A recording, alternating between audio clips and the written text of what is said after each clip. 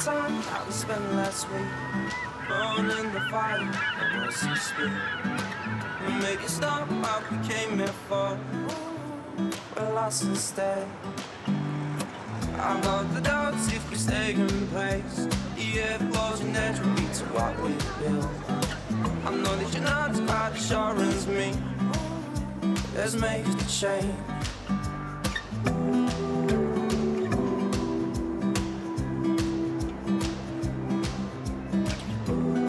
Bonjour les amis, je suis très heureuse de vous retrouver pour de nouvelles échappées belles. Nous allons partir ensemble en week-end. Paris est à nos pieds depuis le sommet du Sacré-Cœur. Mais ce ne sont pas seulement les ruelles de la capitale qui vont nous intéresser.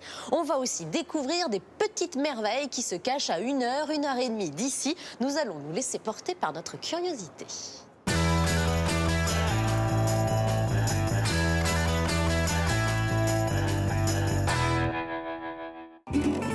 Le bonheur est aux portes de Paris. Un week-end bucolique. On est à 45 minutes en train de Paris. C'est un terrain de jeu extraordinaire. Coucou.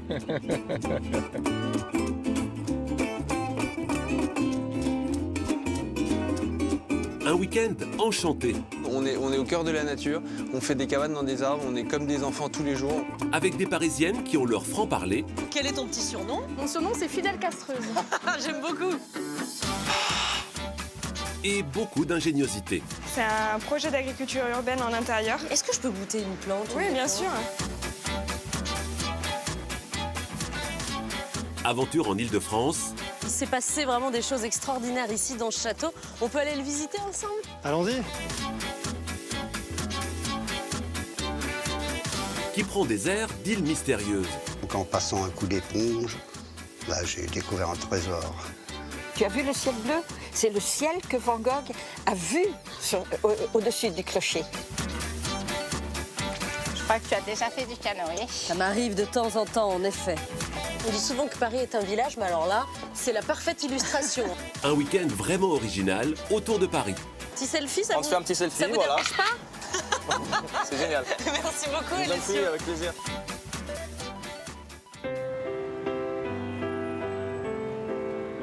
Moi, mon grand druge, c'est pas celui des plumes d'autruche.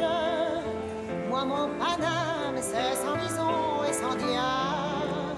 Mon père Richard, quand tu lui serres la paluche, ça sent le trimard, la misère et les drames. Viens donc un soir avec moi te piquer la ruche dans un petit bar. Nous sommes place Dalida. Alors maintenant, je vous invite à vous approcher de la statue de Dalida, et une statue migratrice. Elle va, revient, repart à l'atelier où elle a été conçue. Alors, à votre avis, pourquoi?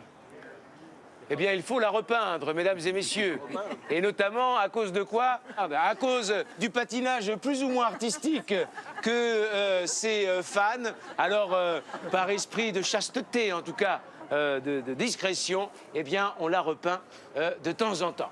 Alors, je vous invite à me suivre. On va par ici. Bonjour. Bonjour. Je m'incruste un peu dans le groupe, Ah bon? pardon. Oui, je peux vous en prie. suivre? Ben, écoutez, allez-y. Oui. Oui, oui. Merci. Vous Ça- êtes ça vous- d'accord? ça vous dérange pas? Bon, bah, c'est parfait. Alors, Non, venez bon, avec bah, nous. c'est gentil, On merci. va aller voir le moulin qui se trouve là. Alors, le moulin Radet, eh bien, il a été mis ici en pure décoration pour l'actuel restaurant qui s'y trouve. Mais le véritable moulin de la Galette est un peu plus loin dans la rue Le Pic. Il y avait un grand jardin qui a accueilli eh bien, un bal immortalisé par beaucoup de peintres, qui reste vraiment un des hauts lieux de la peinture française. Ça, mesdames et messieurs, regardez. Je crois que la voilà enfin, la belle Gabrielle. La voici, la voilà. Je vous reconnais. Ah oui. La voilà. Alors, French Cancan. 3, 4. Ta ta ta ta ta ta ta ta ta ta ta ta ta ta ta.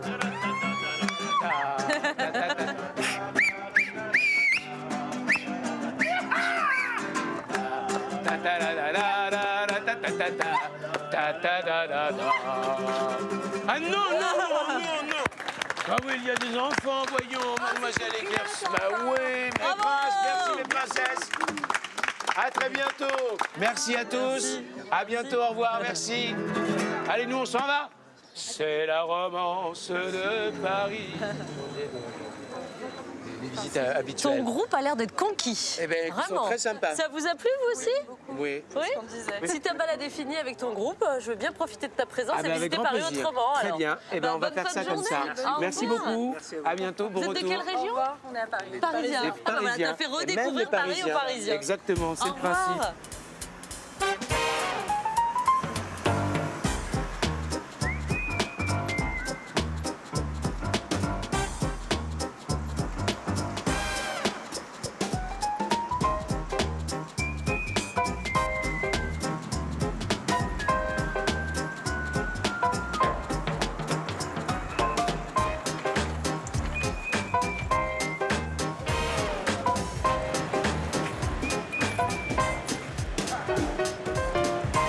Si ça te va, je propose qu'on aille boire un petit verre au Procope. Et le Procope, c'est le plus vieux café de Paris. Oh, c'est vrai? Et même de France, il a Non. ouvert en 1686, Ouais, c'est quelque marqué chose là. comme ça. Ouais. 1686. Et c'est un haut lieu de l'histoire de France, puisque tu vois, il y a beaucoup de philosophes qui venaient discuter. Bonjour. Bonjour. Bonjour. Je vais vous Merci. prendre un jus de citron, moi, s'il vous plaît. Et un sirop d'orgeat. Merci. Oui, donc lieu de réunion. Le lieu de réunion, il paraît même que c'est ici que s'est fomentée la prise des Tuileries le 10 août 1792. C'était un repère de révolutionnaire. Exactement. Alors, est-ce que du coup, pour toi, chaque promenade dans Paris, c'est l'occasion d'un repérage pour une prochaine visite spectacle? Ben oui, j'ai toujours un petit peu l'œil qui traîne. D'ailleurs, qu'est-ce que tu veux faire après, toi? Ah bah moi, je te suis. Alors, je sais qu'ici, on n'est pas très très loin du Panthéon. J'adore ce monument.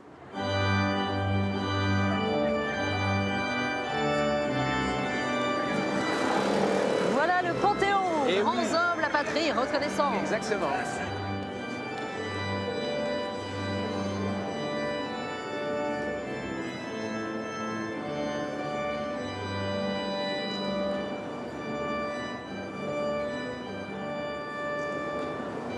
C'est un lieu aujourd'hui dédié aux grands personnages qui ont marqué la République, mais ça n'a pas toujours été le cas. Mais hein. non, au début, c'était vraiment une église qui a été profanée, mais au sens strict du terme, c'est-à-dire rendue profane par la Convention, qui voulait rendre hommage aux grands hommes qui avaient servi la République. C'est redevenu une église, redevenu... Il y a une alternance voilà, sans exactement. cesse. Et quand on regarde là-haut, on voit ce fil qui descend, qui exactement. descend, qui descend jusque-là. Parce que ça, c'est le fameux pendule de Foucault. Exactement, qui a été placé ici en 1851. Il est censé mettre en évidence la rotation de la Terre.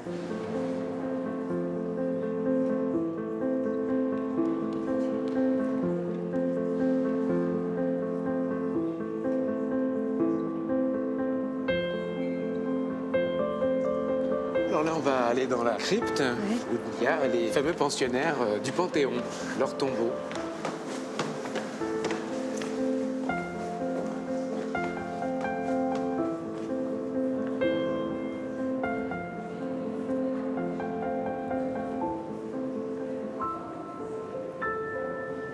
Là, on s'arrête devant le tombeau de Victor Hugo. Oui, l'entrée de Victor Hugo au Panthéon marque la fin de l'aller-retour entre l'église et puis le lieu destiné aux grands hommes de la République.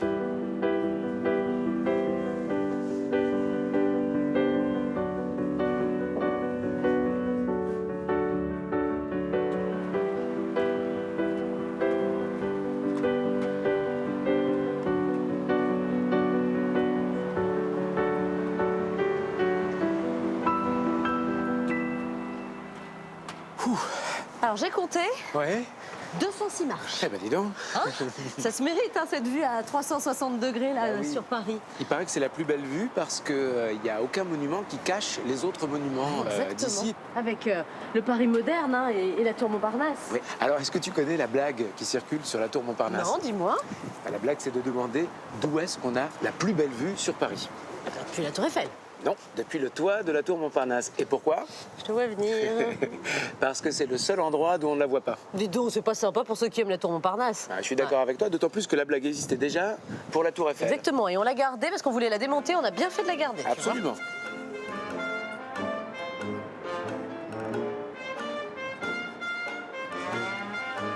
Au sud de Paris, les bords de Marne sont un monument de la culture populaire.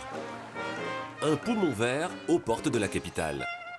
Et en cette journée ensoleillée, la rivière est le théâtre d'une étonnante reconstitution. Allez, c'est parti. Oh là là, qu'est-ce qu'ils nous font les barreurs? Attendez.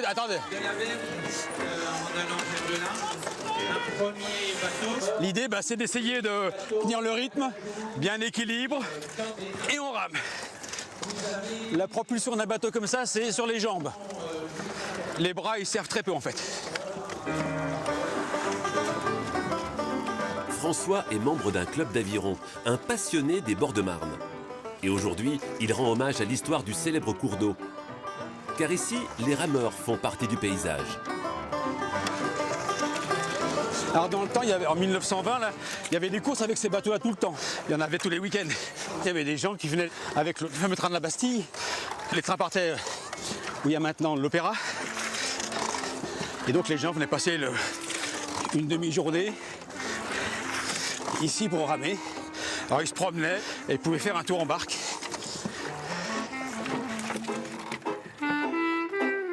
C'est au début du siècle dernier que les bords de la Marne ont connu leur heure de gloire. Au beau jour, lorsqu'ils découvrent les dimanches chômés, les ouvriers parisiens s'y pressent pour profiter de l'air pur et des joies du nautisme.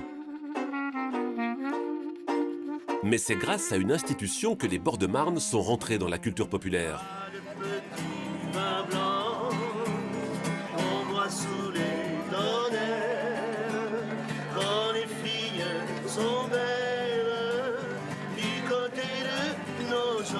La Guinguette, un établissement mythique qui tire son nom du guinguet, un vin blanc autrefois récolté sur les bords de Marne.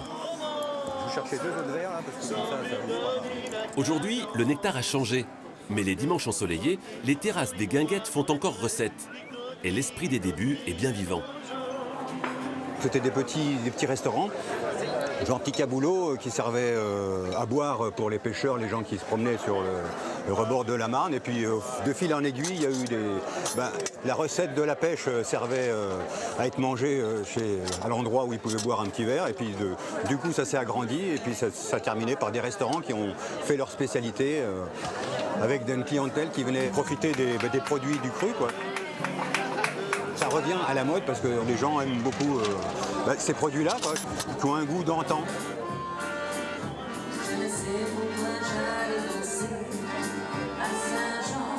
Mais les Guinguettes, c'est avant tout le bal. Chaque dimanche, la piste est pleine. Et ces inconditionnels viennent danser sur un répertoire que l'on ne trouve qu'ici. Ah bah alors qu'est-ce qu'on joue? On peut jouer le petit vin blanc, bien entendu, hein. Mais aussi on peut s'adapter, puis on peut faire par exemple un petit foxtrot, et puis on prend un titre de C. Jérôme par exemple. Kiss me, as you love me, un coca, et assieds-toi. Voilà, on peut faire plein de choses comme ça. En fait, on n'a pas de limite, à partir du moment où on peut adapter des chansons, il n'y a pas de limite. Un répertoire sans limite qui aurait aussi des vertus insoupçonnées. On s'est rencontrés en dansant, mais ça fait déjà beaucoup plus longtemps ça. Et puis depuis ce temps-là, on danse tous les dimanches après-midi. C'est très important parce que ça permet de bouger, ça permet de faire des rencontres. Et puis c'est une activité en plus du sport, quoi. On va fêter l'anniversaire de la mamie, on va aller où? On va aller dans une guinguette. Et là, tout le monde va danser parce que on va danser sur la petite Java bleue pour faire danser la mamie, mais aussi sur du disco parce que ça rappelle des souvenirs. Et voilà, et tout le monde va s'amuser. Ça fait partie des traditions. Et il n'y a que dans les guinguettes, à mon avis, qu'on peut vraiment faire ça encore aujourd'hui. Avec une jolie jeune fille qui sait bien danser comme ça. C'est formidable. Danse, joie de vivre et farniente, c'est la recette éternelle des week-ends en bord de Marne.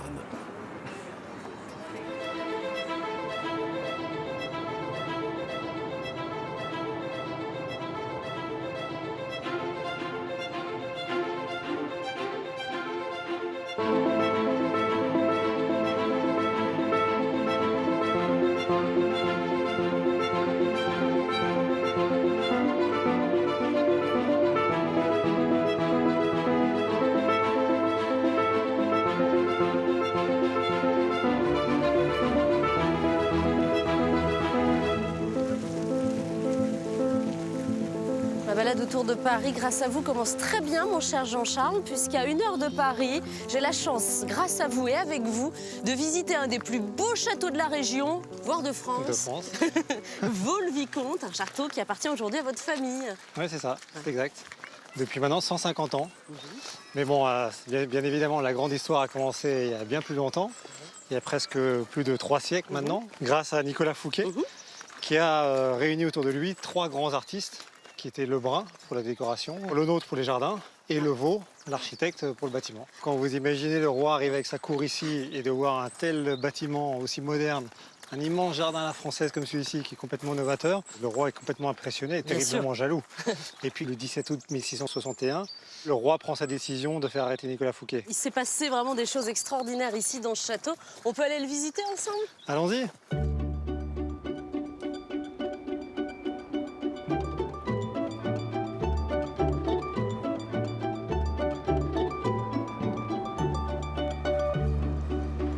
Alors nous voilà dans la pièce principale, qui est le grand salon. En plus, c'est là où il y a la fameuse transparence qui existait déjà dès le XVIIe siècle, avec le nord de ce côté-là et le sud avec la vue sur les jardins. Mais ce qui est aussi très important, c'est qu'on va pouvoir monter tout en haut, au-dessus de cette coupole. Parfait, on va commencer par les combles alors. Et comme ça, on va pouvoir admirer le domaine. On va grimper quelques étages.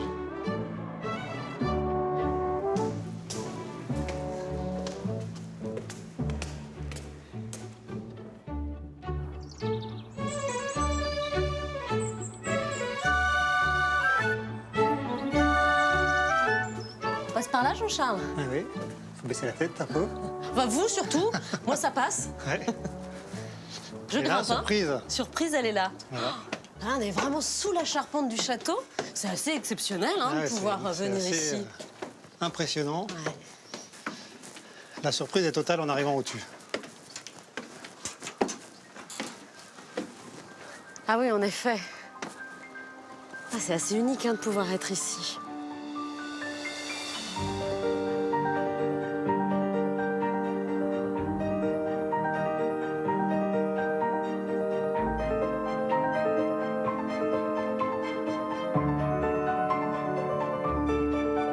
On comprend toute l'importance aussi des jardins dans le domaine.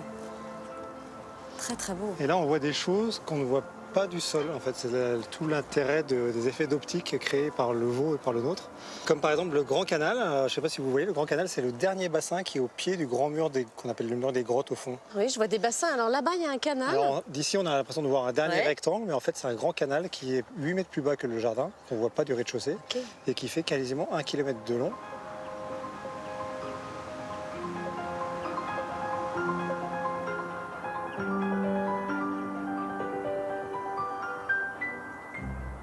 On est né ici, on a vécu toute notre enfance ici, donc on a des vraies attaches avec ce lieu, une réelle émotion depuis notre naissance. Effectivement, gamin, vous avez 33 hectares de jardin à la française et 450 hectares de forêt.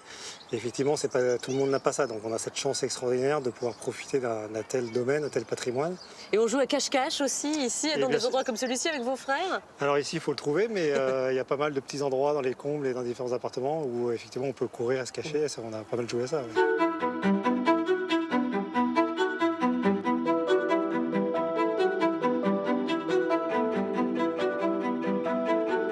Alors, est-ce que vous avez une pièce préférée, vous, ici, Jean-Charles? Eh bien, nous y voilà. C'est le Salon des Muses. C'est une des plus belles pièces du château. Et en plus, elle vient d'être restaurée grâce à un mécène américain qui a restauré l'ensemble du plafond. Et surtout, au centre, juste au-dessus de notre tête, la muse de l'histoire, Clio, et qui raconte l'histoire de la fidélité de Nicolas Fouquet pendant la période de la Fronde. La fidélité auprès de la famille royale. Sauf que le roi ne va pas vraiment s'en souvenir quelques années plus tard.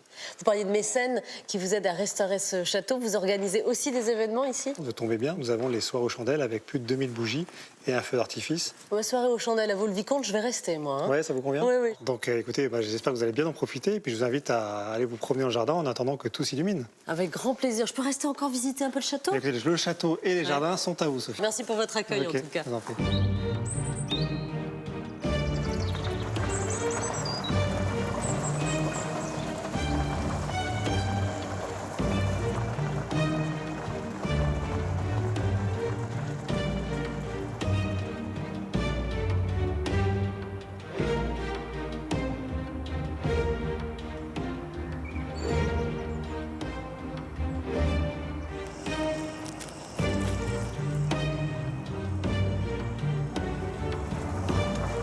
Bonjour. Bonjour. C'est toi Ludovic? C'est moi. Bonjour, moi c'est Sophie, c'est Jean-Charles qui m'envoie. Enchanté, très bien. Je viens faire une petite tournée d'inspection.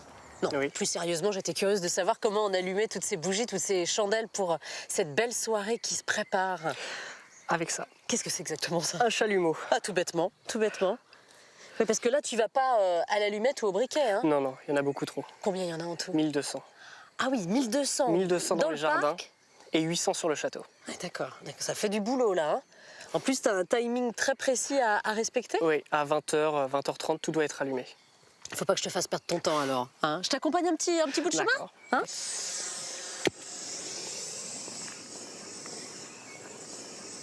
Tu veux essayer? Ah oui, je veux bien. Écoute, comme ça, j'aurais l'impression de participer un peu à l'organisation de cette soirée. Hein. Ouais, cela dit, toi, t'as plus ce coup de main que moi. Hein. Ça va. C'est l'habitude. Ça va. Et donc là, vous les renouvelez tous les soirs? Tous les samedis soirs. Tous les samedis soirs, ok. Et dans quelles circonstances, toi, tu t'es retrouvé à allumer les bougies pour ces soirées exceptionnelles de Vaux-le-Vicomte? Vu que je connais le château depuis tout petit et que j'habite pas loin, ça a été assez naturel, oui, que j'ai postulé ici et j'ai obtenu le job. Et qu'est-ce qui te plaît, toi, ici? L'univers. Travailler dans un cadre historique. Je suis vraiment passionné d'histoire et donc c'est une chance de pouvoir travailler dans un cadre comme celui-là. Oui, il te reste encore combien de bougies à allumer, là, Ludovic? À peu près une centaine. Oula, t'as encore du boulot. Bon, je te laisse tranquille alors. Très bien. Ravi de t'avoir rencontré. Merci. Bon courage, Au Ludovic. revoir, bonne soirée.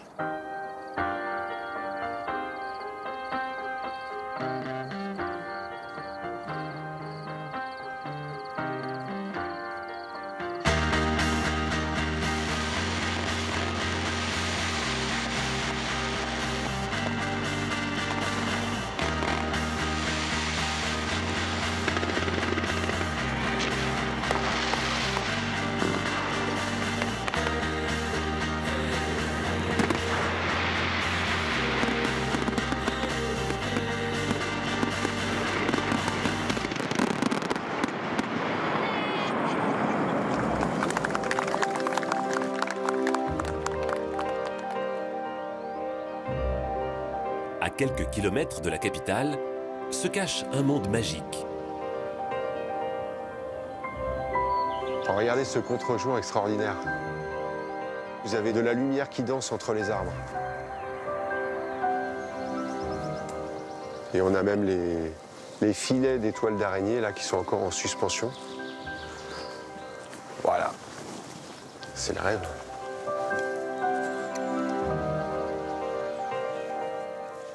David Dupuis est un amoureux de la forêt. Dès qu'il en a l'occasion, le week-end, ce photographe amateur fait plonger les visiteurs au cœur de son univers natal, la forêt de Fontainebleau. Regarde ça, j'adore ces points de vue là.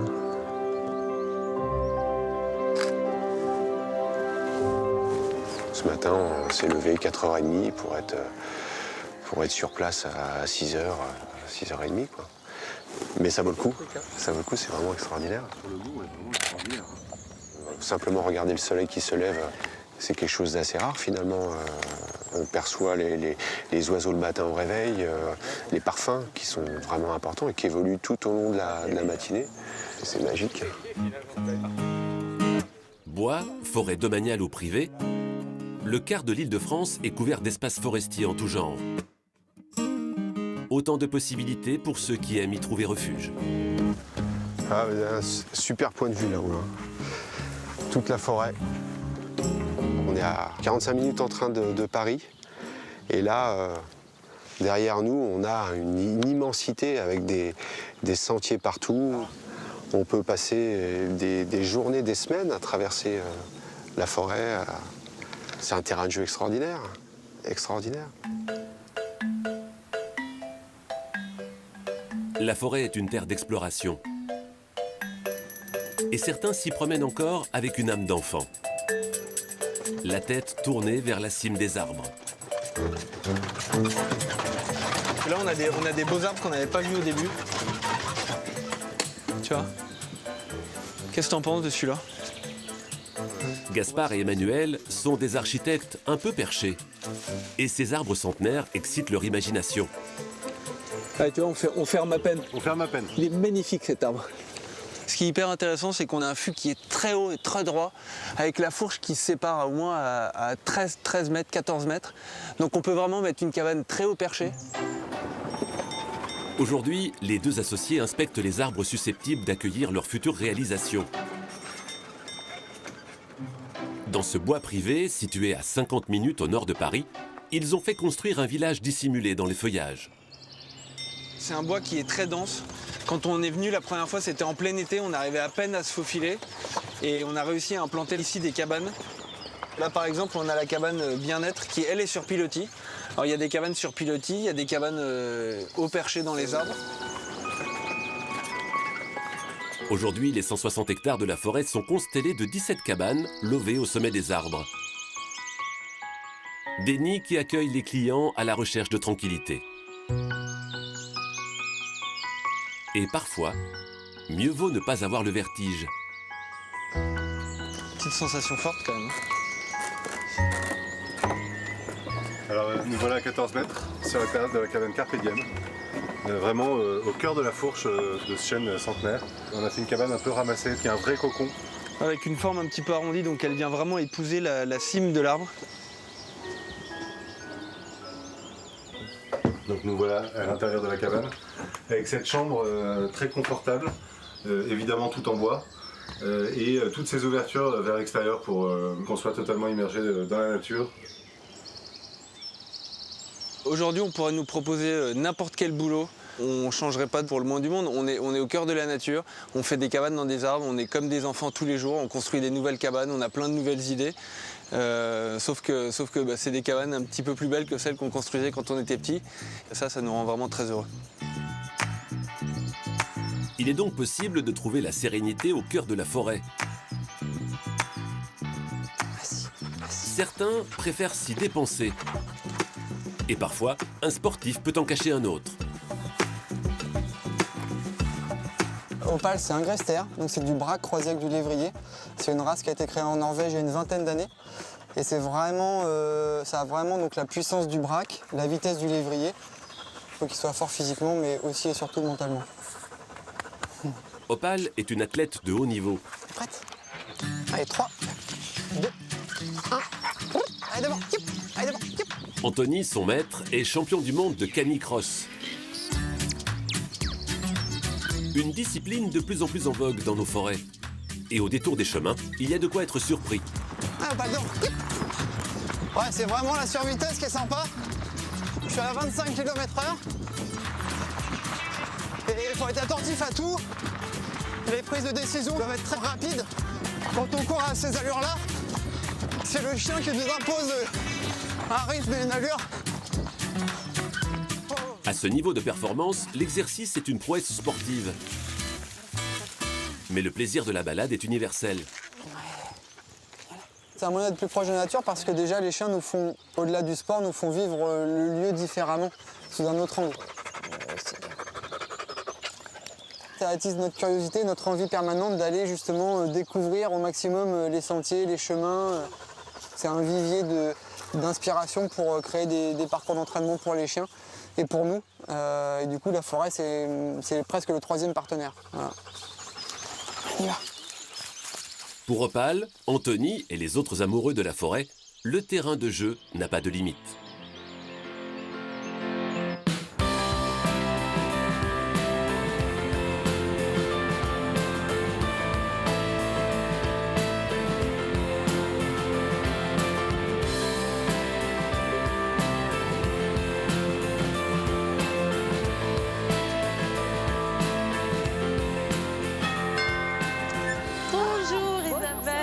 Ravie de t'accueillir à la Villa Montabor. Écoute, ravie de te rencontrer. Hein. Déjà, je trouve ça tellement chic, le nom de ta maison, Villa Montabor, dans la Cité des Fleurs. Écoute, c'est un petit paradis. C'est ici que j'ai trouvé un petit nid douillet pour passer mon week-end. Eh bien, écoute, j'espère qu'il va être excellent. J'ai aucun doute. Ah là là, c'est très élégant chez toi, Isabelle. Hein? C'est gentil, merci. Alors, tu vois, c'est pas une maison familiale, mais on a acheté cet hôtel particulier il y a 3 ans pour en faire des chambres d'hôtes. Et avant, c'était quoi?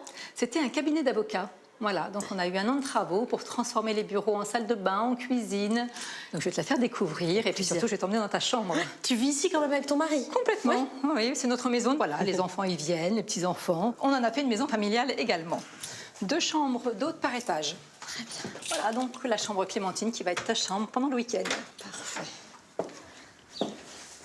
Elle porte bien son nom. N'est-ce pas?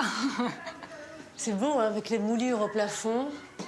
C'est très beau tableau, là, sur Paris. Tu as une chambre sur le thème de Paris. Ah bah, ça tombe bien. Ça tombe bien. C'est un week-end autour de Paris que je m'offre. Ah bah voilà.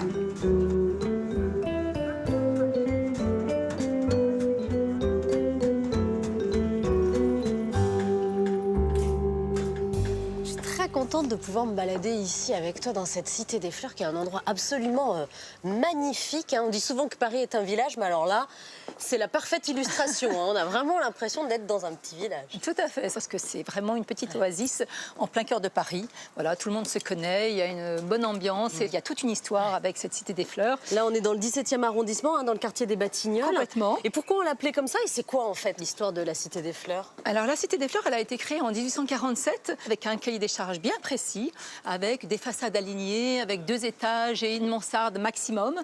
Voilà, et on était obligé surtout de planter 3 arbres à fleurs ou à fruits.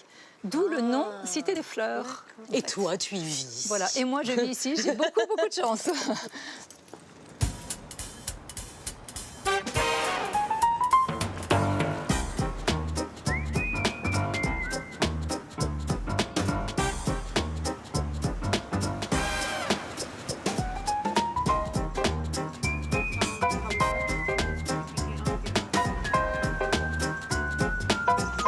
Merci. C'est parfait, bon bienvenue à bord. Je m'installe où je veux? Où vous voulez. Ouais, merci Vous beaucoup. êtes la bienvenue.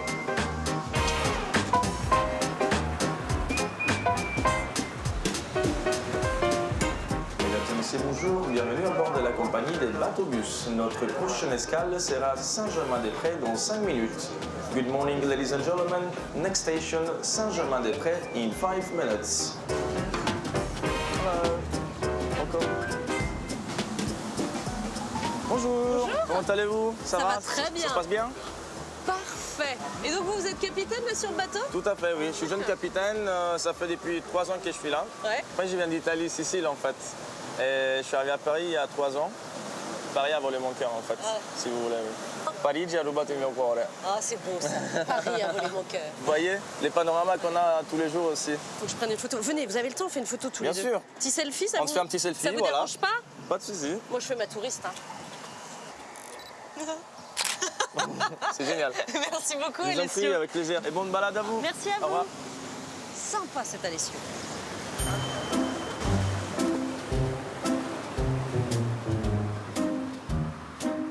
La Seine, une artère qui irrigue toute l'île de France. Et dès que l'on sort de Paris, on change vite d'univers.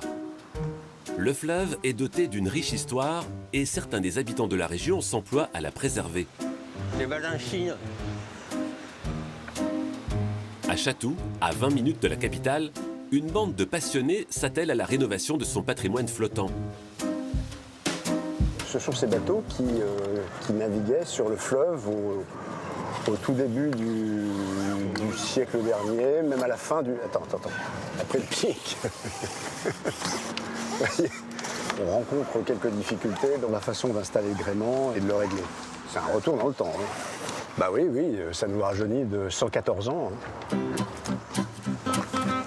Ce bateau, entièrement remis à neuf, est un des monocoques de plaisance qui voguaient sur la Seine au début du siècle dernier. Bernard et Bernard ont participé à sa restauration. Il faut maintenant le tester. Mais les vieilles coques ne se laissent pas facilement apprivoiser. Là, on est dans une rivière, le vent tourne un petit peu dans tous les sens. Ce sont des bateaux qui sont un tout petit peu moins vifs que les bateaux modernes. Mais c'est toujours être sur l'eau et c'est toujours agréable.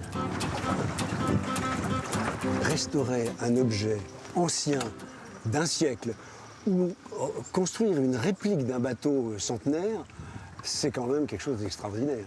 Et comme en plus ce sont des objets avec lesquels on peut jouer, naviguer, c'est passionnant. Avec leur vieux gréement, nos deux marins font vivre la riche histoire du fleuve.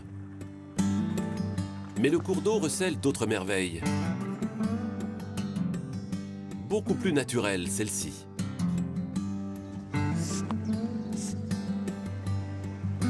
Plus en aval, le fleuve affiche des teintes flamboyantes. Et ces artistes ont trouvé un bon moyen pour en profiter. J'ai mis ces couleurs qu'on voit dans les arbres, ces lumières côté soleil. Il y a le soleil qui vient de là, donc il y a toute la lumière dans les arbres. Et puis je trouvais le devant un peu terne, j'ai rajouté des iris d'eau qui étaient un peu plus hauts. Ben, je les ai plantés là, moi aujourd'hui, j'avais envie de les mettre là. Aujourd'hui, ces peintres ont posé leur chevalet sur un bateau atelier. Une embarcation construite sur le modèle de celle que possédaient les impressionnistes. Coucou. Un navire qui leur permet de s'enfoncer au cœur des bras sauvages et méconnus du fleuve parisien. Ce qui est bien pour un peintre, c'est d'avoir un peu de profondeur, un peu de perspective. Là, si tu vois là au bout, bon, on voit pas jusqu'à la mer, mais on voit quand même vachement loin. Les Parisiens croient que la Seine, c'est les berges, c'est bétonné, mais en fait la Seine, voilà, c'est ça la Seine. C'est la Seine. Là, regarde, là, on va arriver à un château. Là, c'est ce que les Américains viennent, parce qu'en touriste, ils ont de temps en temps un truc comme ça qui apparaît. Oh, regarde. Là, tu fais la croisière autour du Mississippi, t'as pas de truc comme ça.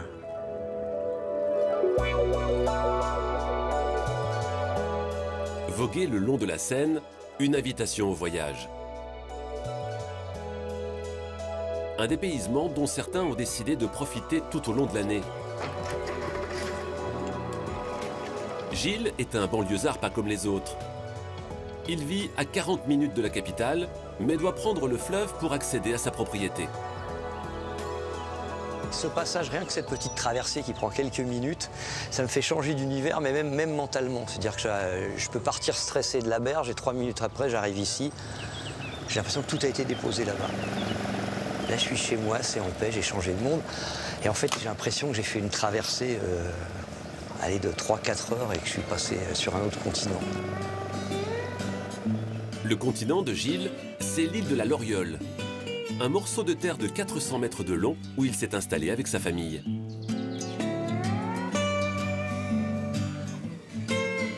Alors là, on arrive sur la partie ancienne de la maison, celle qui a été faite en pierre.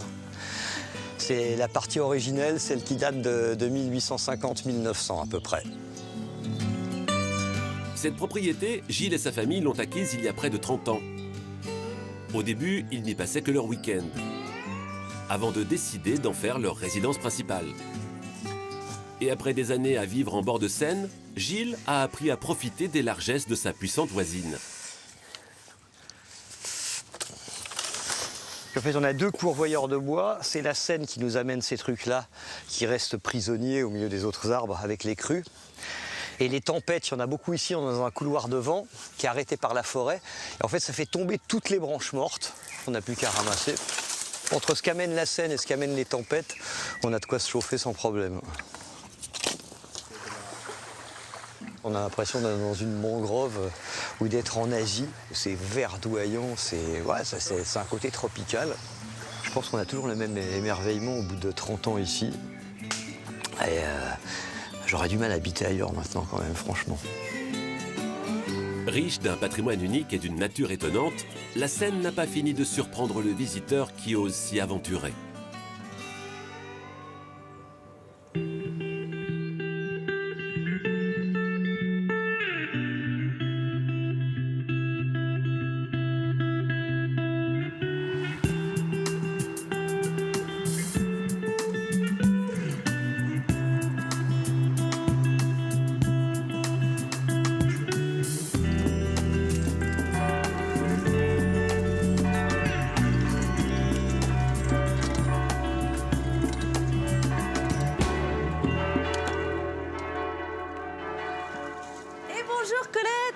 Bonjour Sophie. Ah, l'Auversoise la plus sympathique. Comment vas-tu? Ça va? Et toi, tu es venue à vélo? Oui, oh bah, pas loin, hein. J'ai pris le train quand même pour t'as arriver mis le vélo dans le train? Exactement. Ah, super, super. Exactement. Puis je me suis dit, quand on vient dans le Val d'Oise, il faut forcément s'arrêter ici à Auvers-sur-Oise. Ah oui, c'est tellement joli. C'est ce que je pense, mais je suis peut-être un peu chauvine. Alors il faut aimer les fleurs, parce que là tu prends soin des fleurs et du village, là on n'est pas chez toi. Si, mais ici, les riverains, enfin, quand ils en ont envie, les riverains fleurissent à l'extérieur de chez eux. Je sais que tu as un très joli jardin, on pourrait jeter un coup d'œil avant d'aller se balader. On va jeter un petit coup d'œil. Un tout petit coup d'œil. Alors, Un petit coup d'œil, un tout petit coup d'œil.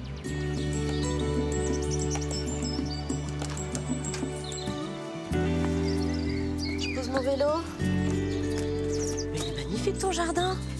Et puis il fait plus frais, hein? Ah oui, je te confirme. Oh là là, c'est beau. Des pivoines, des roses, des pavots là, c'est ça? Ça, c'est un pavot, oui, j'en ai qu'un. Des delphiniums, c'est de mes spécialités. Et des petits papillons, tiens. Si tu veux, on peut se mettre un peu à l'ombre. Oui, si tu veux. Ça. On se met là-haut comme ça pour l'admirer. Oui, c'est ça. Voilà. J'avais envie de te demander ce qui avait inspiré autant ces peintres ici au Auvers-sur-Oise, mais je crois qu'il suffit que je me retourne et que je regarde ici. Oui. C'est une évidence en fait. Mais, par exemple, Van Gogh, il y a beaucoup, il recherchait les grands espaces. Les champs, la plaine, parce que tout de suite après, ici à Auvers, commence la plaine du Vexin. Et c'est certainement ce qui l'a inspiré. Et cette maison, il y a une chose intéressante, c'est que sur le dos de la maison, le mur qui est derrière, c'est là que Van Gogh a dû peindre l'église. Et surtout, tu as vu le ciel bleu? C'est le ciel que Van Gogh a vu au-dessus du clocher. Et qu'il a peint. Oui. Qu'il a peint.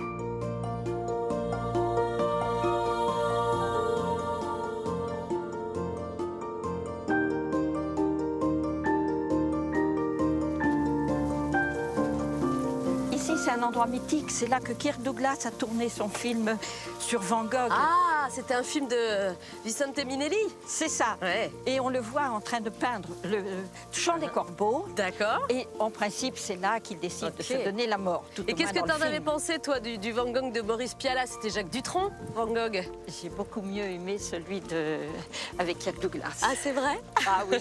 Parce qu'il était plus beau, Kirk Douglas. Oui, oui, exactement. Kirk Douglas était très beau.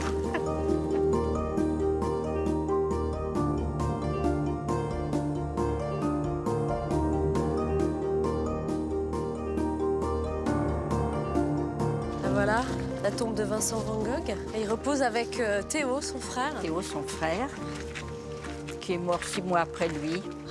Et le lierre qui recouvre les deux tombes, c'est synonyme du lien qui les unissait. C'était vraiment un lien indéfectible hein, entre Ah oui, eux, hein. oui, oui. On continue?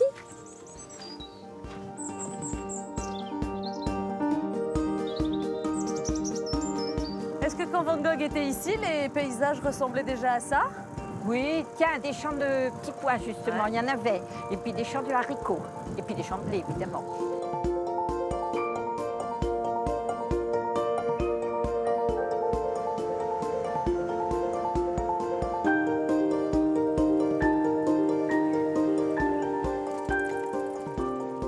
Colette, est-ce qu'il existe encore ici un tableau original de Van Gogh? Non, malheureusement, pas du tout. non. Elles ont été vendues, dispersées. Les gens à l'époque ne s'y sont pas intéressés. Alors le seul moyen de les voir finalement, c'est Toile, c'est avec ces reproductions-là? Oui. C'est sympa oui, d'avoir fait ça, c'est une bonne idée. Hein? Voilà, on a un certain nombre de reproductions de toiles faites sur le site. Ok. Voilà, par exemple, là tu vois l'escalier dit de la Sansonne qu'on voit derrière. Donc juste là, on a l'escalier, les Oui. maisons derrière, bon, qui sont un peu cachées par les arbres aujourd'hui, Oui, mais on les oui. devine en tout cas. Oui. Et puis t'as vu, j'ai bien fait de mettre mon chapeau de paille aujourd'hui. Hein. Les femmes en premier Oui, plan, oui, elles ont oui, un petit chapeau de paille. Hein. Exactement. Est-ce qu'il y a un endroit où on peut retrouver vraiment l'âme de Van Gogh? Eh bien, en fait, l'endroit où il est mort, c'est l'auberge Ravoux. Et il est mort dans sa petite chambre. C'est juste là? Et c'est juste là. Tu connais le propriétaire? Oui. On va lui dire bonjour. Exactement. Allez.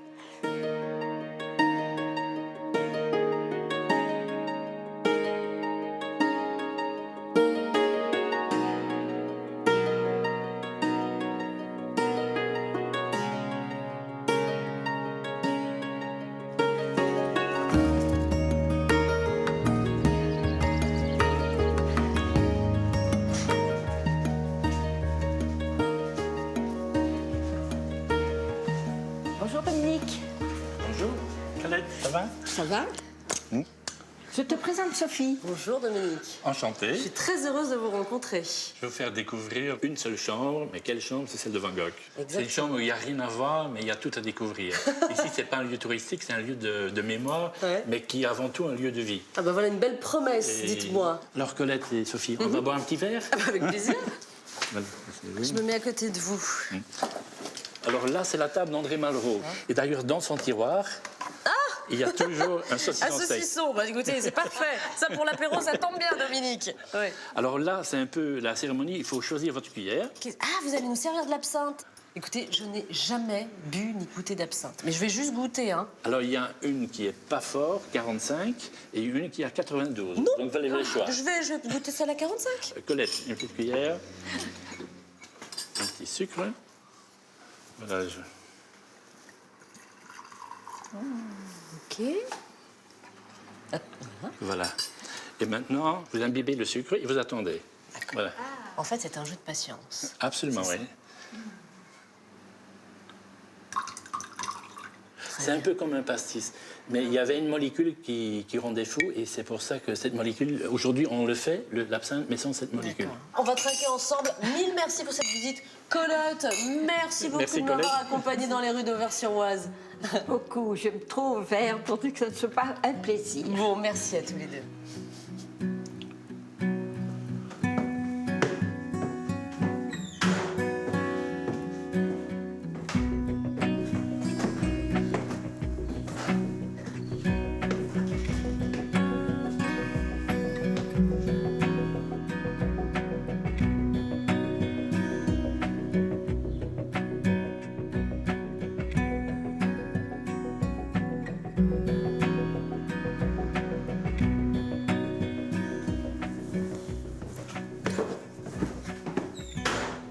Oh, Dominique, merci beaucoup de m'avoir permis de voir la chambre de Vincent, hein. Alors, comme vous le disiez, il n'y a rien à voir, mais tout à ressentir et tout à imaginer, hein. Absolument. C'est Ouais. pour les gens qui sont un peu créatifs. Ils viennent imaginer tout ce que Van Gogh a pu faire dans cette chambre. Et c'est une expérience comme tant d'autres, mais celle-ci est un peu exceptionnelle. C'est je vrai. pense. Et un jour, je vous inviterai avec le tableau. Eh ben, écoutez, avec grand plaisir.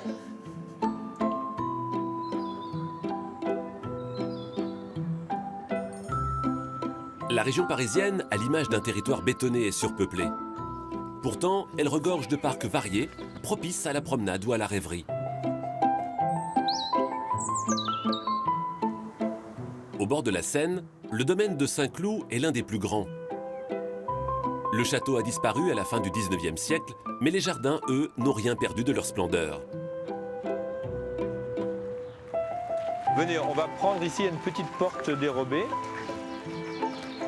Ici, on découvre maintenant un arbre américain qui a le super pouvoir de se défendre.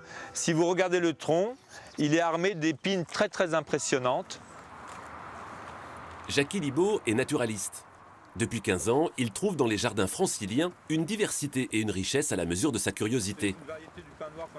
2 à 3 fois par semaine, il partage sa passion avec des groupes de visiteurs. Ensuite, vous avez cette boule qui est un Zelkova. C'est de la vulgarisation, c'est pas scientifique, c'est simplement montrer aux gens ce qu'ils ont autour d'eux et qu'ils ne voient pas. Le jardin, c'est toujours à plusieurs lectures. Vous avez la promenade où simplement on est heureux de respirer, d'entendre des oiseaux. Et puis après, vous avez un plaisir plus sophistiqué quand vous rencontrez, je ne sais pas, une statue ou un buffet d'eau ou autre. Enfin, c'est des multiples plaisirs dans les jardins. Ces plaisirs, simples ou sophistiqués, ont inspiré des générations d'artistes aux portes de Paris. Il suffit de descendre le long de la Seine pour arriver à Giverny, le village du peintre Claude Monet qui s'y installe en 1883. Les couleurs et les lumières de son jardin l'inspirent. Ici, il réalise certaines de ses plus célèbres toiles, comme la série Les Nymphéas.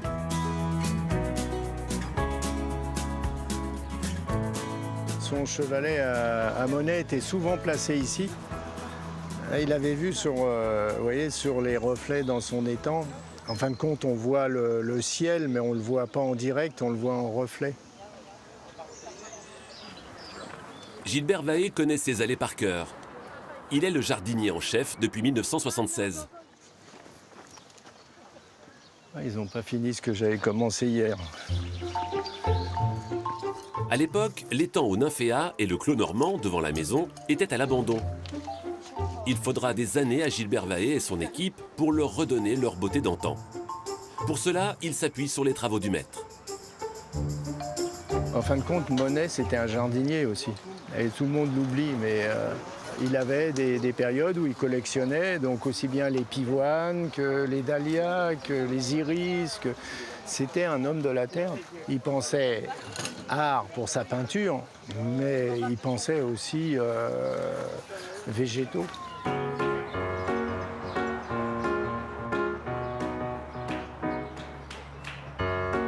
En fin de journée, quand les derniers touristes quittent les lieux, les allées fleuries deviennent un formidable terrain de jeu pour un autre genre de visiteurs. C'est par là, il y a un beau point de vue normalement. Ces photographes amateurs ont réservé des semaines à l'avance pour pouvoir profiter du lieu à leur guise. On se retrouve entre potes et puis on a la chance, grâce à ça, de se retrouver seul, d'avoir les jardins de Monet pour nous tout seuls. Donc ça c'est génial. Donc il faut retranscrire tout ça sur des photos. C'est pas forcément évident, mais c'est magique quand même. Hein. Voilà, j'adore cette vue du pont japonais. Sans personne dessus, c'est exceptionnel. Ces paysages autour de la capitale continuent d'inspirer les artistes du monde entier. Derrière cette porte se cache tout l'univers du russe Slava Polunin. Slava est un clown, habitué des tournées mondiales. Dès qu'il le peut, il vient se ressourcer ici, à une quarantaine de kilomètres de Paris. Dans son jardin-théâtre, il mêle nature et création. Pourtant, à son arrivée en 2001, l'endroit ressemblait à un terrain vague. Il n'y avait ni électricité, ni eau. Il n'y avait que la nature. Je me suis dit, quel bonheur, car il n'y avait rien à modifier, mais tout à créer. Le terrain faisait 4 hectares, et je me suis tout de suite dit que le plus important ici serait le jardin. Le lieu idéal pour fonder son Académie des Fous, comme il l'a baptisé. Un laboratoire où les artistes ont carte blanche. Comme ici, au détour de ce chemin. C'est Land Art. J'ai encore 300 mètres à faire. C'est important qu'il n'y a pas de vent. Hein.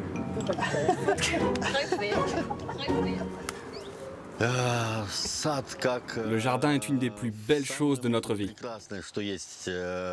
Il peut accueillir toute notre imagination et inversement, il peut provoquer en nous toutes les fantaisies à l'infini.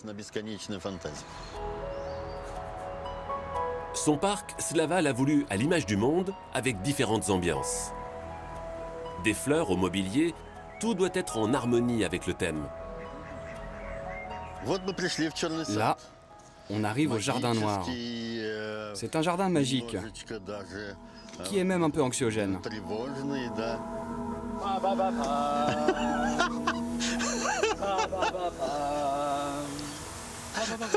Ici, Slava le clown laisse parler son âme d'enfant.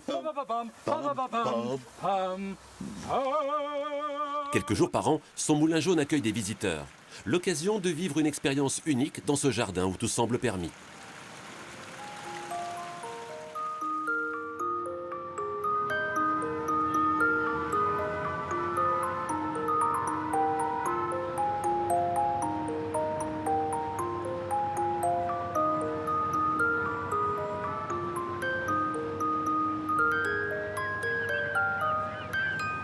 Bonjour Isabelle. Bonjour Sophie, comment vas-tu? Très bien. As-tu passé une bonne nuit? Oui, j'ai très bien dormi, vraiment. Ah, super. Je m'installe là? Exactement. Voilà, je prends un petit avec toi aussi. Oh bah écoute. Et aujourd'hui alors? Bon bah Maurice-sur-Lens, je vais faire du canoë-kayak. Je vais faire confiance à ma guide Sandrine, qui va me faire découvrir de beaux endroits, j'en doute pas. Bon, je vais pas tarder à y aller parce que je crois que j'ai un peu de route quand même. Il est très bon ton thé. Merci.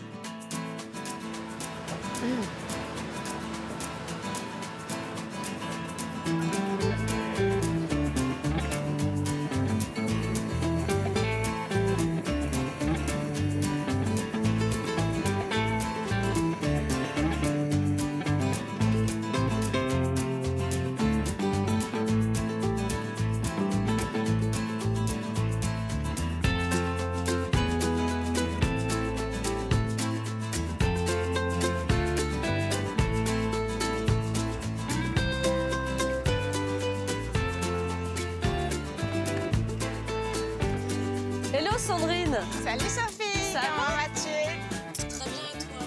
Bien.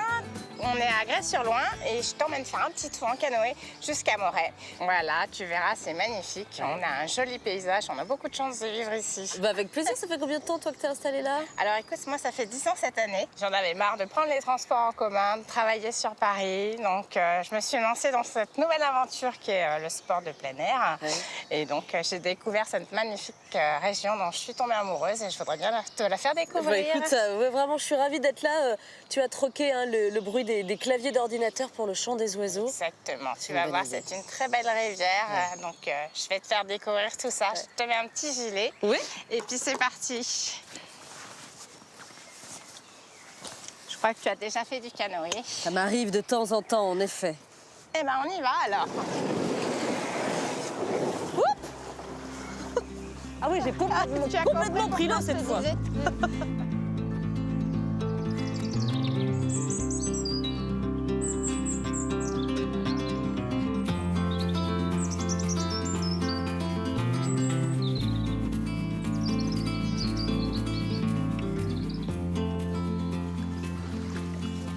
Elle est vraiment jolie, cette petite rivière loin. Hein. Elle passe par où exactement? Elle prend sa source en Bourgogne, c'est ça? C'est ça, à Sainte-Colombe-sur-Loing, un petit peu au-dessus de Montargis. Donc elle fait 145 km. Ouais. Et elle va se jeter dans la Seine à Saint-Mamès, après Moret. D'accord, c'est un affluent de la Seine. C'est ça. Tu as des endroits très sauvages, d'autres endroits où il y a des magnifiques propriétés, et puis d'autres avec des petites maisons de pêcheurs. Donc c'est très dépaysant. Là, on arrive à Grès-sur-Loing. Je voulais te montrer justement, on a une tour qui s'appelle la Tour de Gannes, puisqu'en fait, c'est un petit village médiéval où il y a pas mal de peintres qui ont vécu ici pour la beauté du site, justement. Ouais.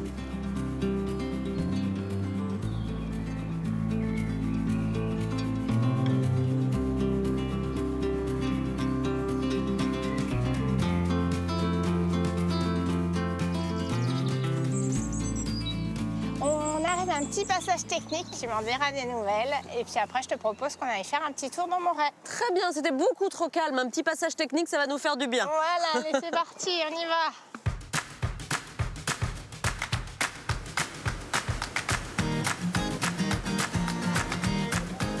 Tu es prête? Je suis prête. Allez, on y va.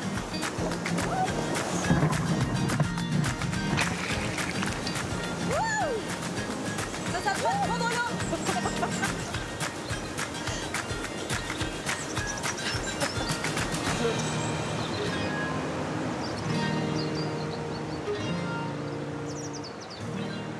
Alors Sophie, on arrive à Moret-sur-Loing sur le Soleil, petit village donc, du Gâtinais aux portes de Bourgogne. Le sucre d'orge, c'est une spécialité de Moret. Si ça te dit, on peut aller à la boutique. Très bonne idée.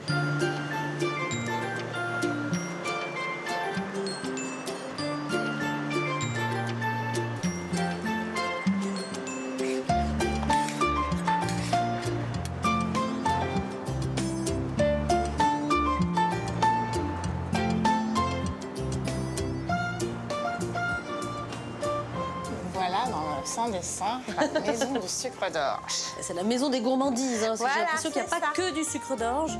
Tout est appétissant.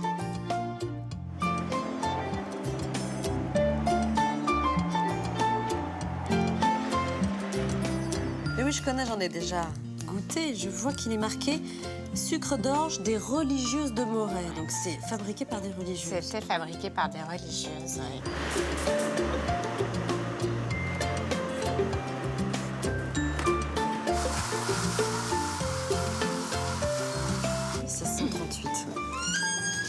Bonjour Yvette. Bonjour. Je te présente Sophie. Bonjour Yvette. Sophie. En voilà du sucre d'orge. Bah oui, hein. Voilà, je viens de les fabriquer. Ils sont tout chauds. Ah bah oui. Enfin, ils ont refroidi un petit peu quand même. Je peux? Oui, allez-y.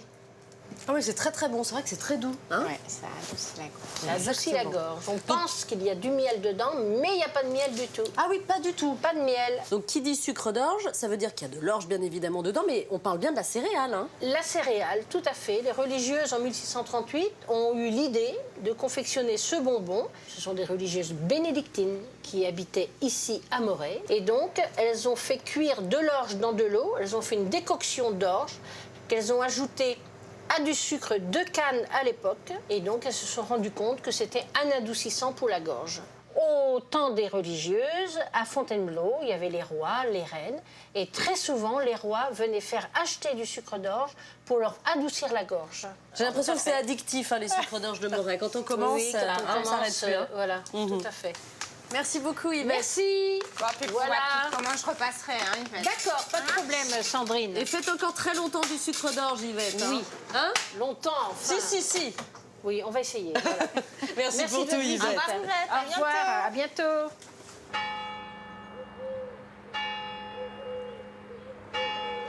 Allez, Sophie, après Moret-sur-Loing, je t'emmène à Provins pour voir la cité médiévale. Parfait, c'est pas très loin d'ici. Non.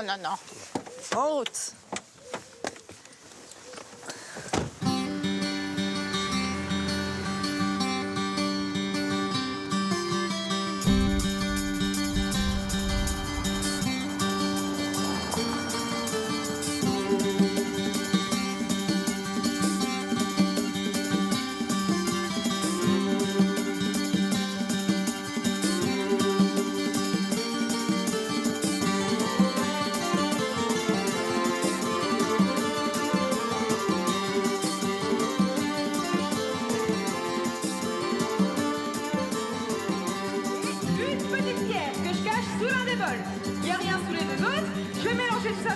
Très vite. Ah bah quand même, hein. Et voilà, du premier coup il a retrouvé la pierre. Je vous l'avais dit, il est vraiment trop fort, mon drôle de Zodiac. Le spectacle a commencé. Ça c'est impressionnant, hein. Christophe Pigeon. C'est pas qu'est-ce qu'ils font là.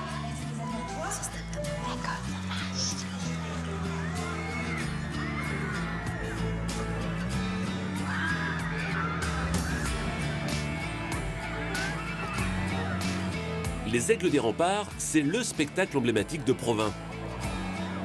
En pleine cité médiévale, Philippe Hertel, le fauconnier, fait remonter le temps aux spectateurs jusqu'à l'époque où les rapaces étaient rois.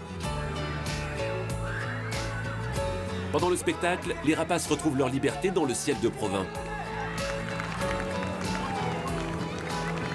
Une fois terminé, Philippe ne peut compter que sur leur fidélité, apparemment toute relative pour les faire revenir. Larzac! Allez, gros! Larzouille! Oh! C'est toujours les mêmes hein, qui rentrent pas. Alors les gens pensent qu'effectivement on va les perdre parce qu'ils commencent à monter très haut, mais ils sont toujours chez eux.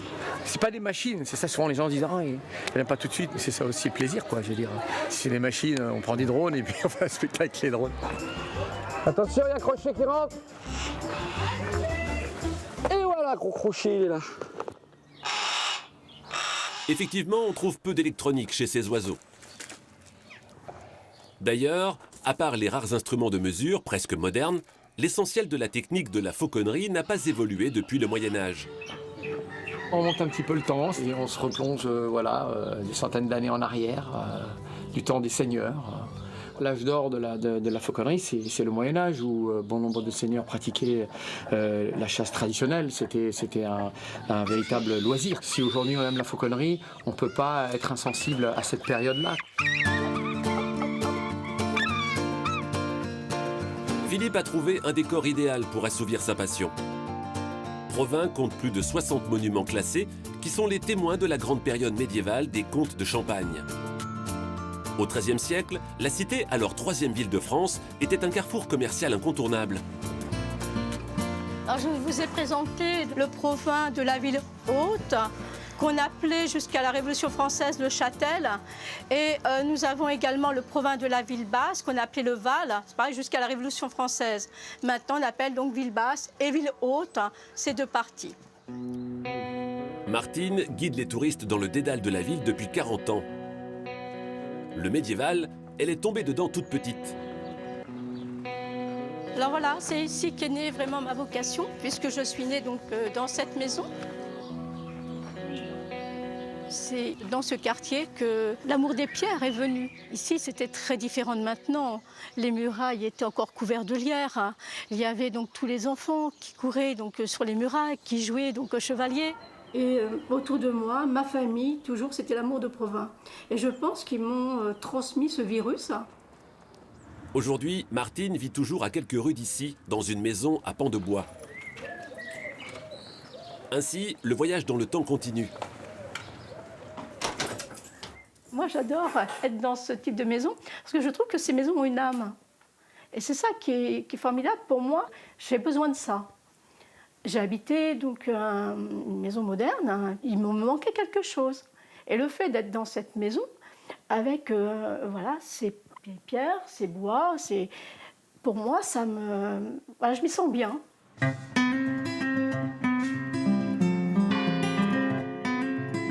Provins a légué aux Provinois un héritage, et ils sont nombreux à œuvrer pour le faire perdurer.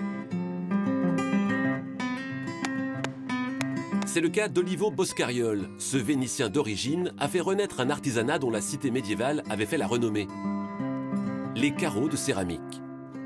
Avant lui, ces pavements qui ornaient le sol des églises et des palais avaient presque totalement disparu.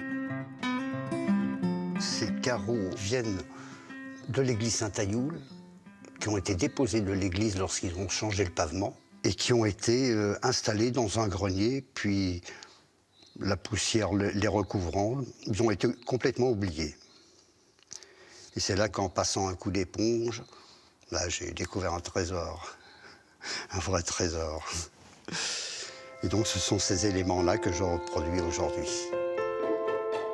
Olivo est tombé amoureux de ces carreaux il y a 25 ans, lors d'une visite de la cité médiévale qu'il n'a plus quittée. En fouillant dans les archives de la ville et les ouvrages médiévaux, il est finalement parvenu à retrouver l'alchimie des anciens, et peut-être un peu plus. Je crois qu'au Moyen-Âge, ils n'avaient donc pas ce confort de produits qu'on a actuellement, donc il fallait penser simple. On est trop complexe maintenant, on est trop comme ça, accroché à des téléphones.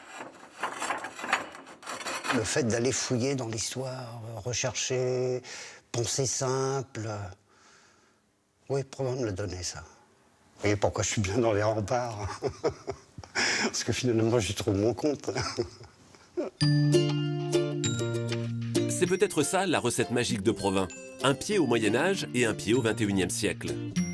Cet écrin hors du temps vous apprend à piocher le meilleur du passé pour bien vivre au présent.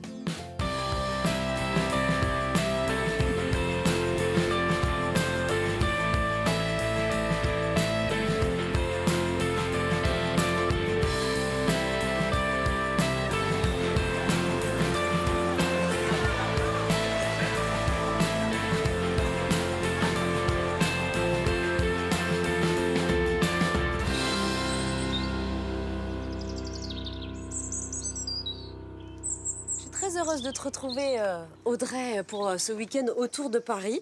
Alors j'avoue que je suis un petit peu surprise par le décor, parce que toi, ce qui t'intéresse, c'est l'agriculture urbaine. Oui. Alors là, je vois bien le côté urbain, le côté agricole un peu moins.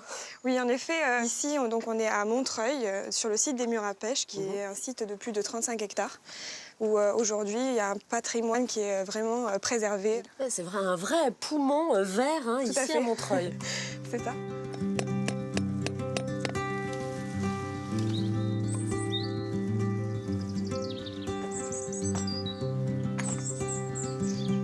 Voilà les jardins merveilleux dont tu me parlais, qui étaient cachés derrière ces murets. J'en reviens pas, hein. Bonjour Pascal. Bonjour. Ça va? Bonjour. Je disais à Audrey qu'on est là dans des jardins merveilleux. Ça doit être un peu ton jardin d'Éden, non, ici? Oui, c'est un lieu magnifique, hein, les murs à pêche. D'abord, c'est une histoire longue, hein, 17e siècle. Ils se sont mis à construire ces murs. C'était des gens innovants puisqu'ils se sont dit comment faire pour avoir des pêches tous les ans. Et ils ont inventé ce système qui permet d'emmagasiner la chaleur et de préserver la floraison du pêcher. Et ces fruits étaient mangés par les cours royales. On soignait les fruits, on marquait les pêches et les pommes pour les vendre encore plus cher. C'était tout un savoir-faire, ça mobilisait toute la famille et puis sur plusieurs générations. C'est une longue histoire et jusqu'à la fin des Halles de Paris, il y avait un carreau qui était réservé aux horticulteurs de Montreuil qui apportaient leur production. Donc là, on a quelle variété de pêche exactement? Alors ça, je crois que c'est une grosse mignonne. Tu sais qu'ils conservaient un fruit par branche, ils supprimaient les autres fruits pour que le fruit il pouvait atteindre 450 grammes. C'était vraiment conséquent. Tout à l'heure, je t'ai entendu dire on marque les fruits. Qu'est-ce que ça veut dire? Venez voir, quand on soulève la feuille, hop, le fruit est plus clair. Et là, quand il est exposé au soleil, il est plus foncé. Mon voisin, qui est un très beau verger, il a le secret, Patrick. Ok, bon, on va aller lui demander. Oui. Merci pour ton accueil, en tout cas, Pascal. À bientôt. Merci beaucoup.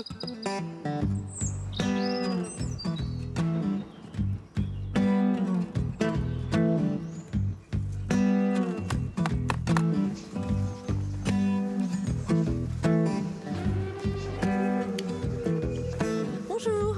Bonjour. C'est le voisin qui nous envoie. Moi, c'est Sophie. Patrick. Bonjour Patrick. Enchanté, Audrey. On nous a dit que vous déteniez le secret du marquage des fruits. Je vous avoue que on ne sait pas ce que c'est. Ce n'est pas un secret, c'est une vieille tradition ancestrale.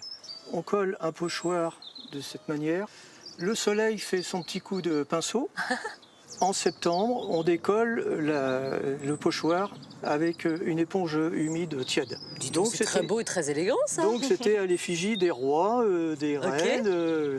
Et là, voilà. On a un joli petit dessin. En l'occurrence, oui, c'est de colombe. De colombe, voilà. Et voilà, je suis tombé vraiment amoureux de ce jardin. J'ai voulu savoir ce qui se faisait.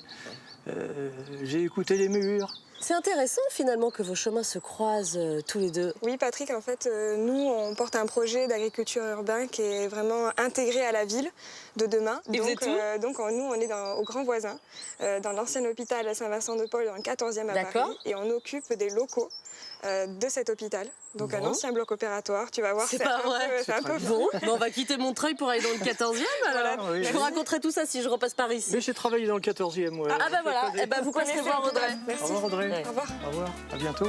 À bientôt.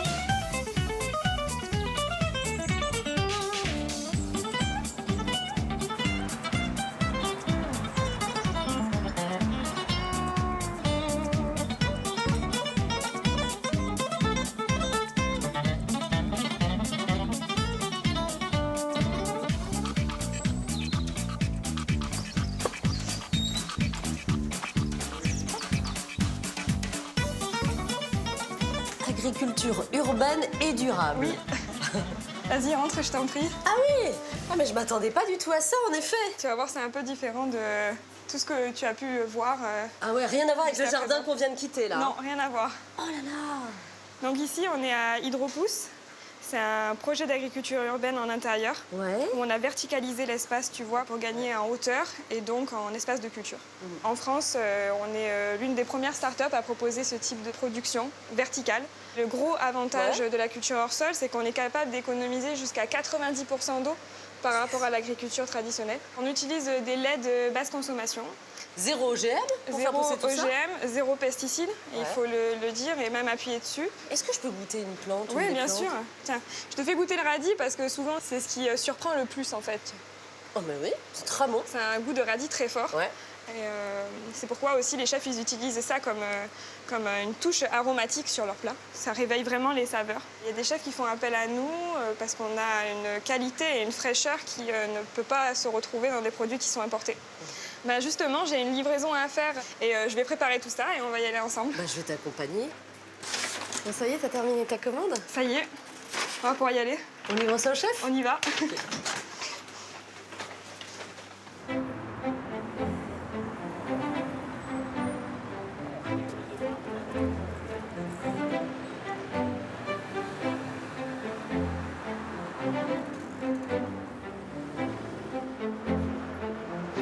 Dis-moi, tu livres de beaux endroits? Oui, alors on travaille avec le restaurant de l'hôtel. On va passer le Pont-l'Évêque peut-être sur une feta. Une feta. Ok. Avec peut-être essayer de faire de la pastèque, du thym, quelque chose un peu frais, un peu. La garrigue. Un peu voilà, la garrigue. Voilà. Sophie, je vais te présenter mon chef, Julien Mambabu. C'est un des premiers chefs à m'avoir fait confiance et à avoir commandé mes micro-pousses. Donc je travaille avec lui depuis un mois et demi. Bonjour chef. Bonjour. Ça va? Ouais, super, merci. J'ai cueilli juste avant de venir et donc ultra frais pour toi. Comme d'hab. Pour cette semaine, comme d'hab. Qu'est-ce qu'il y a alors dans ton petit sac? Comme d'habitude, de la mizuna. La mizuna? Ouais, c'est une sorte de moutarde. Du radis daikon. Ça, j'ai goûté. De la coriandre. Si. Ça, c'est tout petit, mais ça a un max de peps. Du radis pourpre. Et pour finir, le petit basilic dont je t'ai parlé. Voilà. Ça, c'est la nouveauté. Alors, qu'est-ce que tu vas faire avec ça? Qu'est-ce qui t'inspire? Donc là, en ce moment, on fait un homard. Et on met plein de pousses, des herbes pour amener un peu le côté printemps, végétal et féminin au plat. Si t'as besoin d'un coup de main pour préparer et surtout pour goûter le homard, tu n'hésites pas. Mais on fait ça. On est là. Waouh, voilà le petit homard. Voilà. Superbe. Donc j'ai tout ramené pour faire la recette. D'accord. Et c'est très coloré, c'est magnifique. Ouais. Hein. Ouais. On va prendre le homard. Ok. On va le découper en deux comme ça, pour faire deux belles assiettes. Donc là, tu travailles vraiment sur l'acidité en fait, avec les micro-pousses aussi. Il faut bien doser. C'est parce que c'est petit que ça n'a pas de goût. C'est pas costaud. Ouais, exactement. Je vois ce que tu veux dire. Ouais. C'est pas parce que c'est petit qu'on n'est pas costaud. Je comprends. Donc ça, c'est une vinaigrette un peu avec une huile de citronnelle, un peu de gingembre. J'ai tout envie de goûter. Oui, complètement. Donc on va commencer par le concombre. Ouais. Hop, t'en mets des debout, t'en mets des couchés. Ah oui. Ouais, c'est un petit peu de l'architecture, toi, en fait. Hein. Point d'orgue, les petites herbes d'Audrey. Voilà. Donc là, on va mettre le basilic. On est comment, la chef? Là, je pense que c'est pas mal équilibré. C'est beau. Hein. On va faire ça bien. Chef, on Et goûte? maintenant, on goûte. Ouais, on y va. Attention.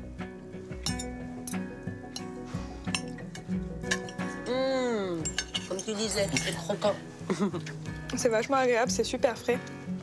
Merci Julien de mettre à l'honneur ces petites pousses dans ton assiette, une étoile.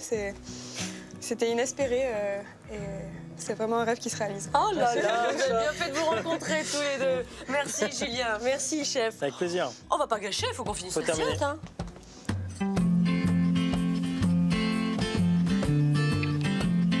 Tout autour de Paris, des spécialités locales rivalisent dans les plaisirs sucrés. Le Gâtinais, au sud de l'Île-de-France, est surnommé le pays des mille clairières. Ici, entre plaine et bosquet, le miel des abeilles butineuses s'est forgé une solide réputation. Dans la famille Hamet, on est apiculteur de père en fils. Avant le XXe siècle, eh bien, la seule matière sucrée, c'était le miel. Donc toutes les exploitations agricoles avaient des ruches. Le Gâtinais était une région proche de Paris, où il y avait beaucoup de chevaux, et donc il fallait alimenter les chevaux. À chaque fois que les paysans livraient du fourrage dans la capitale, ils emmenaient quelques pots de miel pour se faire une petite gratte. Les Parisiens trouvaient que le miel du Gâtinais était meilleur parce qu'il était plus crémeux que les autres miels. Il ne reste qu'une dizaine d'apiculteurs de métier dans la région. François Hamet surveille tous les jours ses ruches et les enfume. L'objectif de l'enfumage, c'est de calmer les abeilles afin qu'elles ne nous agressent pas. Dans ce cadre-là, vous n'avez que des œufs, c'est parfait. On voit que cette ruche, elle est apte pour continuer la production.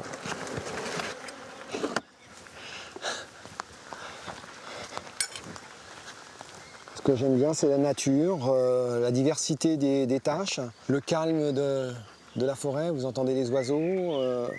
Cette magie de faire un produit fini directement par ces insectes, c'est fabuleux. Ce cadeau de la nature se récolte au fil des floraisons. Les nectars de colza, de pommiers et de cerisiers ont livré le miel de printemps. Dans sa petite exploitation familiale, François Hamet peut commencer son extraction. Dans chaque petite alvéole, il y a du miel. Quand le miel est mûr, l'abeille referme les alvéoles quand elles sont pleines par une pellicule de cire. On prend les premiers cadres de la saison, le miel de printemps, que l'on va désoperculer.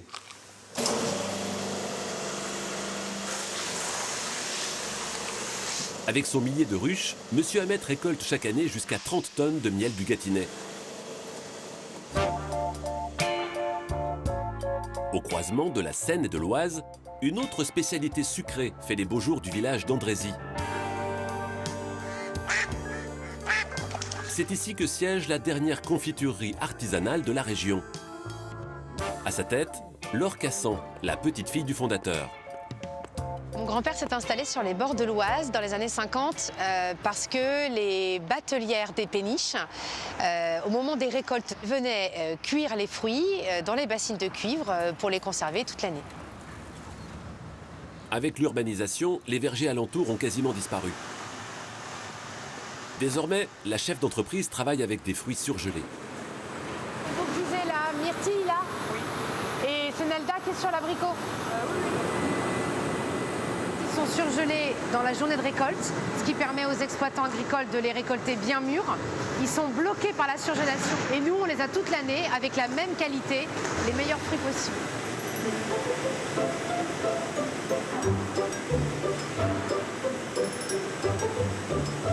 Aujourd'hui, on est toujours considéré comme une confiturerie artisanale ou semi-artisanale parce qu'on travaille toujours en bassine de cuivre, toujours en sucre de canne, en remuant à la main pour certaines bassines, en écumant par exemple pour enlever l'écume que forment les fruits. Donc on a vraiment des gestes traditionnels avec des outils traditionnels, la même façon de faire que les ménagères, en un peu plus grand.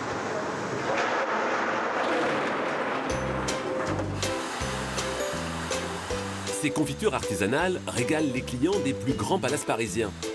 Elles s'exportent aussi dans près de 50 pays. Une success story made in Île-de-France. À quelques kilomètres de là, la pâtisserie Durand passerait presque inaperçue. Pourtant, elle a donné naissance à la star des salons de thé. Tu as mis tous tes Paris-Brest, c'est bon? D'accord. Le Paris-Brest, il vient de Maison Lafitte. Il a été inventé donc par mon arrière-grand-père en 1909, suite à une course de vélo Paris-Brest, Brest-Paris, qui passait à quelques mètres du magasin. Sa forme ronde rend hommage au vélo des coureurs. Dans les cuisines, Alexandre, le jeune apprenti, se fait la main sur la recette. Tout commence par une simple pâte à choux. Je dois lisser le Paris-Brest pour lui donner la forme d'origine. Pour moi, et en tant que pâtissier, c'est un honneur de travailler chez le créateur du Paris-Brest. La recette n'a pas changé depuis 1910. Alexandre, on va sortir le dernier? Oui. Après 20 minutes au four, le pâtissier en chef contrôle la couronne de pâte. On la laisse aérer un petit peu et refroidir, parce que comme le gâteau vient de sortir du four, il ne faut pas le garnir chaud. La crème de garnissage, c'est son secret de famille. C'est une base de crème pâtissière. Et ensuite, avec du pralin. Mais on ne peut pas vous en dire plus. C'est ma recette. Une recette copiée, mais jamais égalée. Le Paris-Brest de Maison Lafitte est toujours dans la course.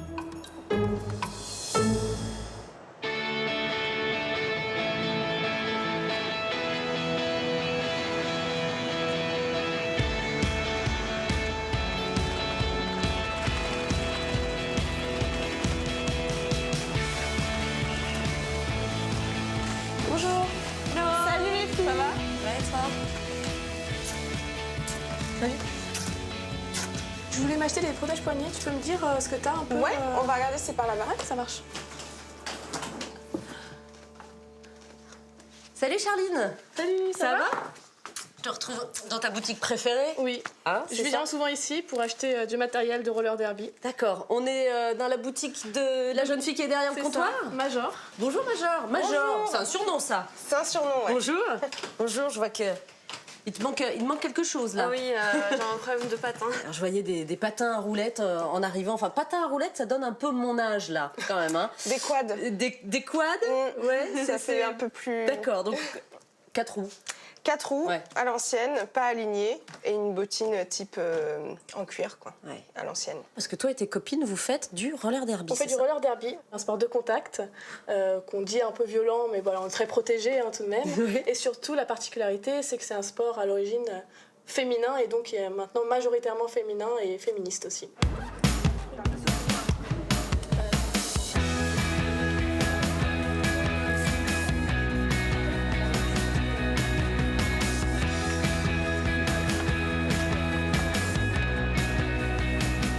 Sophie. Là, on va arriver au gymnase où on s'entraîne tous les lundis. Ok. À partir de maintenant, tu ne dois plus m'appeler Charline. Ah bon, pourquoi?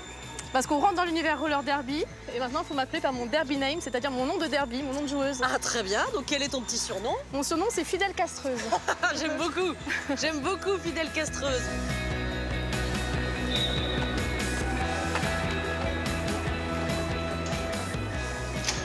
Alors voilà, c'est ici que ça se passe.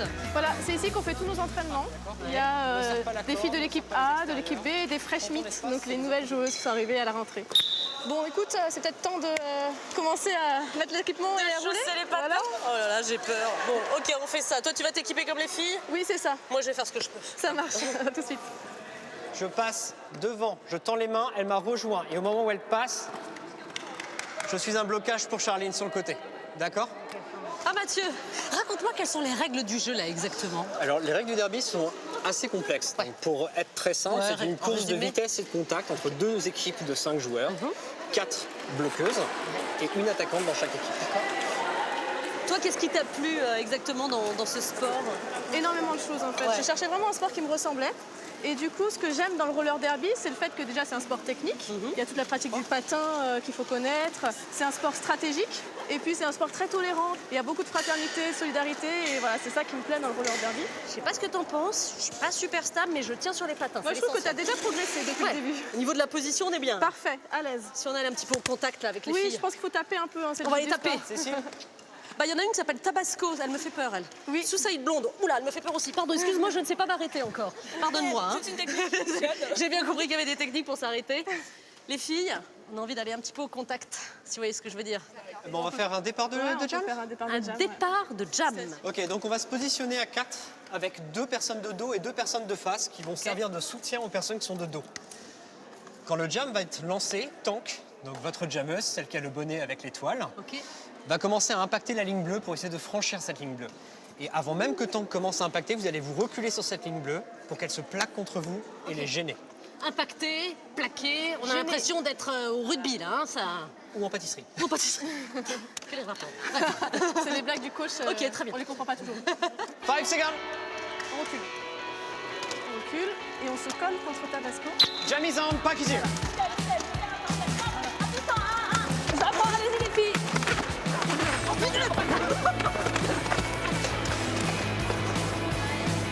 Bravo Charline. 5 secondes.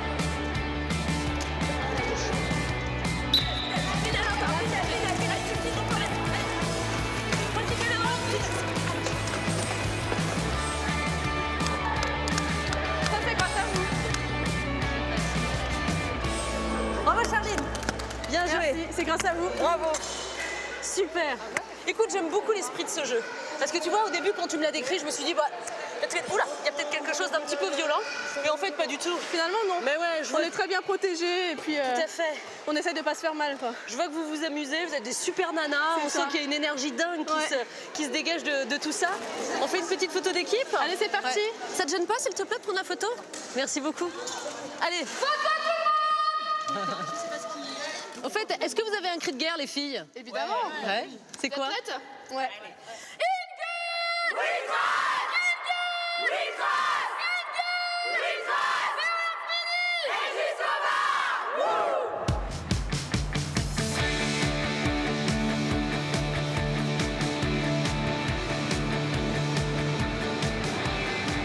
Je suis vraiment très heureuse que ce week-end autour de Paris se termine avec la belle énergie de l'équipe féminine de roller derby. J'ai rejoint le cœur de la capitale pour vous dire au revoir ici sur le pont des Arts qui enjambe la Seine avec l'île de la Cité juste derrière moi. J'espère que vous aurez pu glaner plein d'idées de balades dans ces échappées belles. Paris est une ville magique, mais il y a plein de trésors qui se cachent autour de la capitale. Voilà, je vous embrasse bien fort comme d'habitude. Faites de beaux voyages et si vous le voulez, on se retrouve sur les réseaux sociaux et il y a aussi le replay.